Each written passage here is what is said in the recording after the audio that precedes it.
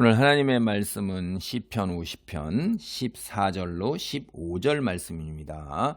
근데 이 14절로 15절은 사실은 앞에 살펴본 50편의 7절로부터 이제 시작되는 한 단락이에요. 근데 이제 이야기가 길기 때문에 오늘 14절, 15절에다가 초점을 맞춰서 7절의 이야기서부터 같이 얘기를 하겠습니다.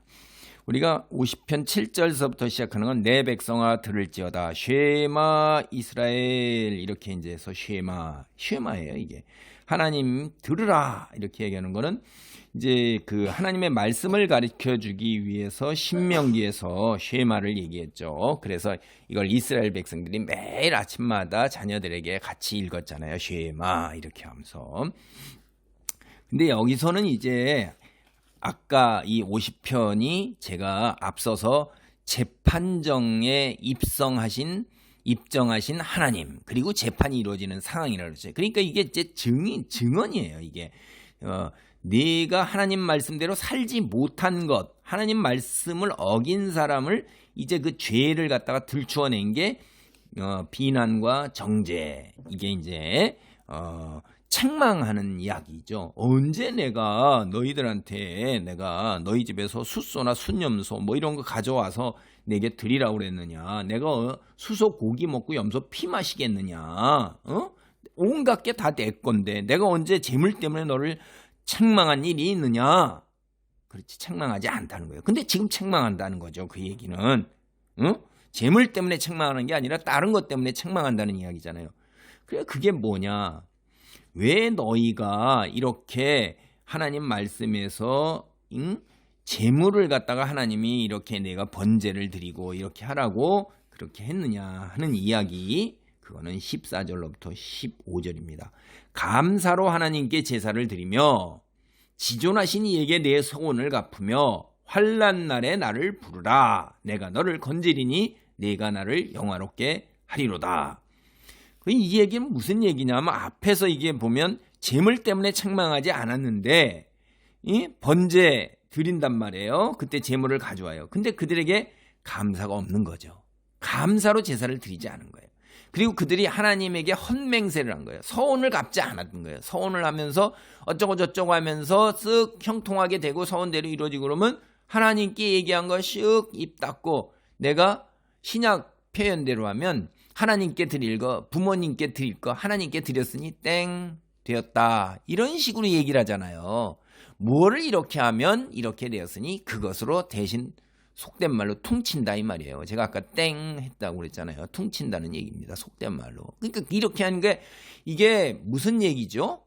본질은 없어졌고 형식만 남고 실제로 재물을 아까워하는 거라는 거죠. 이게 하나님 우선이 아니에요. 이게. 그러니까 형식, 외모, 율법 이런 것만 남은 거예요. 본질의 그 참된 하나님께서 말씀하신 그 속에서 진심으로 우러나오는 것들은 다 사라진 것입니다. 사람의 눈만 의식하고 외식주의에 빠져버린 거예요.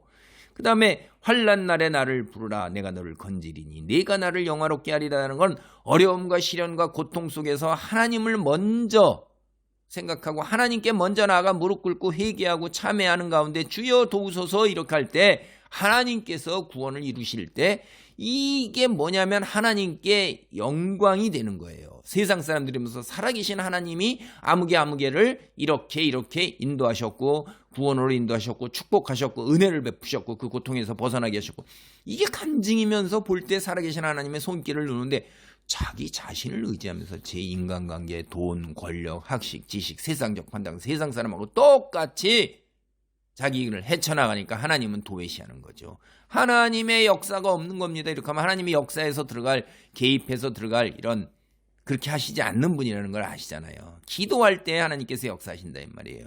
이들이 그렇게 안 한다는 거죠. 그러니까 제가 다시 얘기합니다. 이제 정리합니다. 하나님은 왜 이스라엘 백성들에게 제물을 요구하셨는가? 첫 번째, 감사한 마음으로 하나님께 예배하도록 하기 위해서.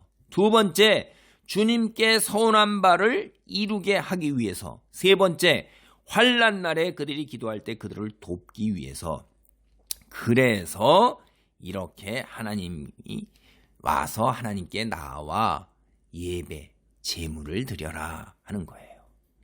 여러분 이게 그러니까 우리가 예배를 드릴 때 하나님께 구약 백성들이 제사를 드릴 때 뭘로 드려야 돼요?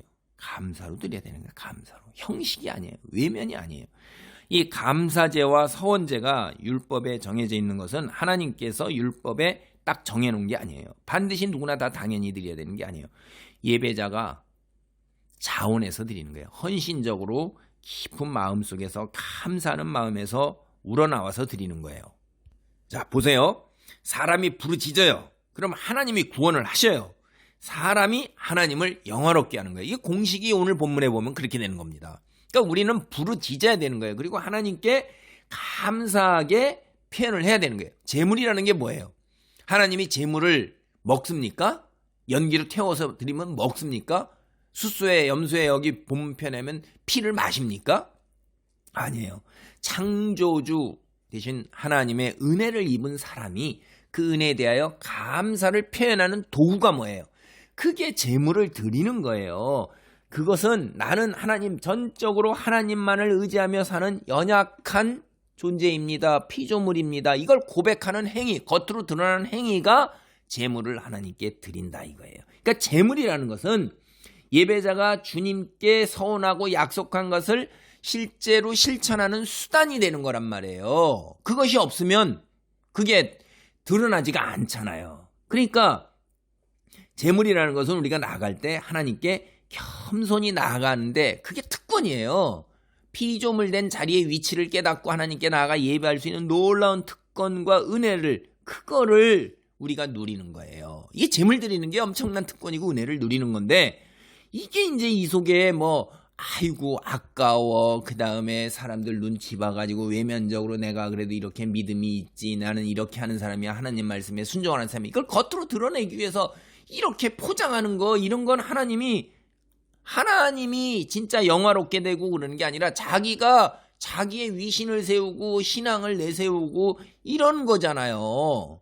이거 하나님이 마음속까지 다 들여다보시는데 사실 제물은 드리는 사람을 위한 거예요. 우리를 위한 거지 하나님을 위한 게 아니야. 하나님이 그걸 받으십니까? 먹으십니까? 그걸로 채워지십니까? 그게 아니잖아요. 우리가 제물 드렸다고 하나님이 영광스러우세요? 아이고 우리가 제물 안 드려도요. 하나님은 홀로 스스로 지존하시고 영광스러우세요. 우리하고 아무 상관이 없어요.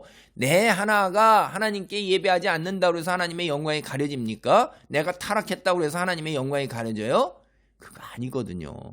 다 우리를 위한 거예요. 우리를. 제물이 필요 없으시지만 사람은 제물이 필요해요. 왜? 그걸 드릴 때 내가 감사를 표현하고 내가 하나님만 의지하는 존재라는 것을 고백하고 하나님께 영화를 돌리는 수단이 되잖아요, 이게. 그러니까 내가 필요한 거예요. 그러니까 여러분 이것도 잘 생각하시래요. 11조 드릴 필요 없어요. 안 드려도 하나님 먹고 사세요. 교회 유지됩니다. 근데 맨날 11조 가지고 드려야 되냐 마냐야 되냐. 그건 네 생각이고 이 11조나 헌금이나 11조도 헌금의 일종이니까 꼭 11조라는 거에 국한시킬 필요가 없는데 자꾸 11조를 강조하니까 제가 11조 말씀드리는 건데 헌금이라는 것은 드리는 사람을 위한 거지 하나님이 내가 헌금 드렸다고 해서 영화롭고 하나님이 그걸 헌금을 받아서 그걸로 뭘 채우세요? 모든 게 다 하나님 건데 내가 헌금을 드려봐야 얼마나 드리겠어요? 그게 나의 감사함을 표현하는 도구고 하나님 제가 믿습니다. 말씀에 순종합니다를 표현하는 도구고 그걸 통해서 저 사람이 신앙 하나님이 정말로 계신가 보다. 저 사람이 저렇게까지 이런 걸 통해서 하나님이 영광 받으시는 거예요. 다른 사람들이 보면서. 그렇다고 해서 내가 그것 때문에 우쭐하는 게 아니라 하나님 나의 신앙의 고백이고 내가 의존적 하나님만 의존하는 의존적 존재라는 그런 것을 드러내니까 겸손한 자리에 낮춰지는 거지. 그러니까 드리면 드릴수록 더 겸손하고 낮아지고 내가 10분의 2 드렸어 10분의 5 드렸어 이걸 갖다가 겉으로 드러내는 인간은 외면적이고 형식적인 것 때문에 드린 것 때문에 나중에 하나님 앞에 가서 속된 말로 작살나는 거예요. 죽는 거예요. 드리고도 차라리 과부의 땡전 한 푼 드린 거 그리고도 못 드려서 막 이렇게 하는 것 동전 하나 이렇게 드리고도 하나님 죄송합니다. 제가 능력이 이것밖에 안 돼서 이럴 때 이 사람이 엄청난 거지 무엇을 그냥 참 진짜 뭐 제대로 성경을 제대로 읽고 제대로 좀 보세요. 그래서 재물은 하나님을 위한 것이 아니라 사람을 위하는 것이 15절에 더 역력하게 돼요. 재물로 주님을 이제 영원롭게 한 사람이 환난 날에 하나님께 나아가 부르짖으면 겸손하니까 의존적이니까 부르짖잖아요. 그를 구원해 주신다 이 말이에요. 그때마다 꼭 들어주신다는 거예요. 하나님 의지해서 구원을 입은 사람은 그거를 예배 주위의 공동체 구성원에게 세상 사람들에게 드러내니까 하나님이 영화를 받으시잖아요. 하나님께 영광이 돌아가잖아요. 여러분, 이 당시에 재물이 도대체 무엇을 의미하는가를 완전히 망각해버리고 재물 드리는 일, 나는 숫소를 드렸어, 염소를 끌고 와서 가난하게 비둘기 드리는 사람은 얼굴도 못 들고 부끄러워갖고 막 이렇게 하고 드리는 이런 일들, 형편이 그렇게 세상적인 이런 것들이 만연했구나라는 걸 우리가 알 수 있어요. 본질은 잊어버리고 형식만 남은 예배를 드린 거예요.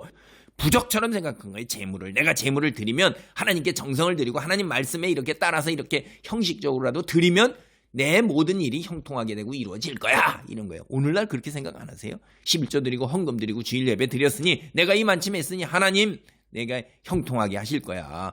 응?